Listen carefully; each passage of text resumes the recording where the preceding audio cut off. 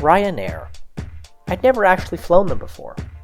Sure, we hear horror stories of them and their crazy policies and fees, but how bad could it be? As part of my trip, I needed to get from Porto in northern Portugal to somewhere in the Algarve in southern Portugal. I could have taken a train, but that would have taken the better part of a day, or fly on TAP Portugal through Lisbon. However, Ryanair offered a direct flight at night, so that I could minimize my travel time during the day. For about €60, I bought a premium fare that included a seat assignment, priority boarding, and a check bag. And heck, it was only a 55-minute flight. I was able to check in days before my flight and actually printed my boarding pass while I was still in the United States. And you'll want to with the massive check-in fee with no boarding pass. It's a convenient ride on Porto's metro to get to the airport.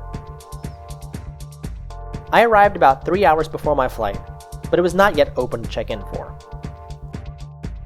I went ahead and tried my luck with the check-in agents, but no luck. Instead, I went over to another check-in counter and got a super bunk. Afterwards, I went back to sit down and waited and waited. After I was able to check in, I made my way to the lounge, which accepts priority pass. It appears that Ryanair does not have a lounge in Porto. The lounge I went to is up on the 3rd floor and down a mysterious hallway.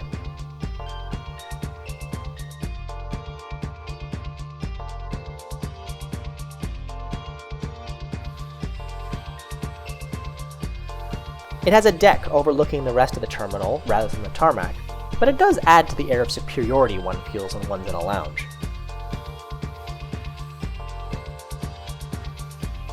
There was live entertainment in the form of an a cappella group spontaneously performing.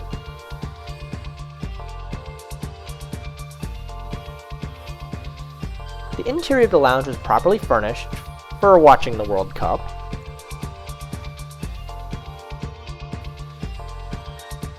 And there were numerous food and beverage options, though none were particularly noteworthy.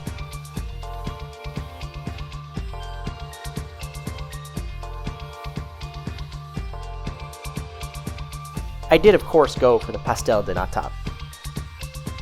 There was a small business center, and Wi-Fi speeds were fine near the router, but it was unusable in other parts of the lounge.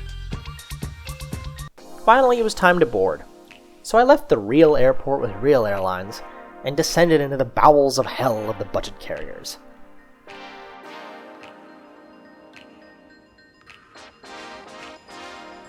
As my boarding pass indicated I was quite special, I was allowed to proceed first, right to the priority waiting area.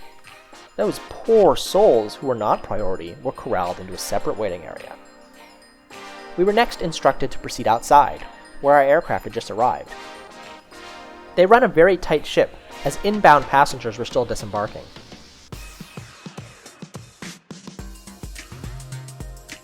We then waited, but standing on the tarmac was no excuse not to watch the World Cup.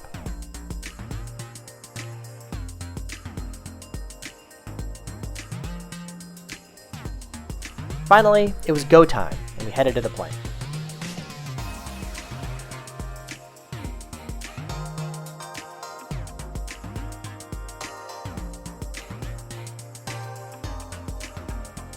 Note, Ryanair has a new baggage policy where only priority customers can bring a carry-on bag.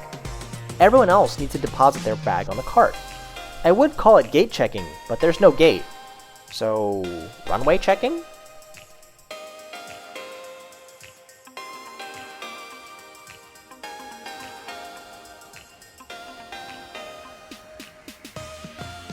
Then it's up the stairs to the plane. There were several individuals in wheelchairs, and I had no idea how they boarded. Ryanair has one cabin class, and it's 3 on each side in their 737. The color scheme of blue and yellow permeates the cabin. There are also advertisements on the overhead bins.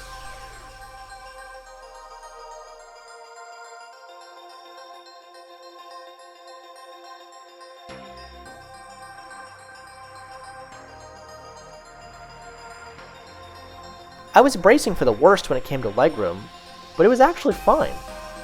They're 30 inches of pitch. That's the same as economy on American's new 737 MAX aircraft. At 5'7", I had no trouble with the legroom. though the gentleman across from the aisle from me looked as if he was not going to have an enjoyable flight. The safety instructions were printed on the back of each seat as a form of entertainment. Boarding took quite a while as non-priority passengers were relieved of their carry-on size baggage.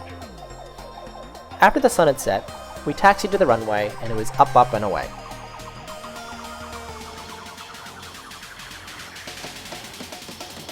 We took off facing the north, but banked over the coast, passing the airport, and flying right over Porto, where one could see the Ribera and the Dom Luis Bridge. Although the flight was only 55 minutes long, the flight attendants made multiple announcements about items to purchase. They acted out a perfume commercial, even sold lottery tickets. Noise-canceling headphones are recommended on Ryanair flights. Fortunately, we soon flew over the southern coast of Portugal near the Spanish border, banked west, and came into land in Faro. Then, it was a short stroll to the terminal, and that was that.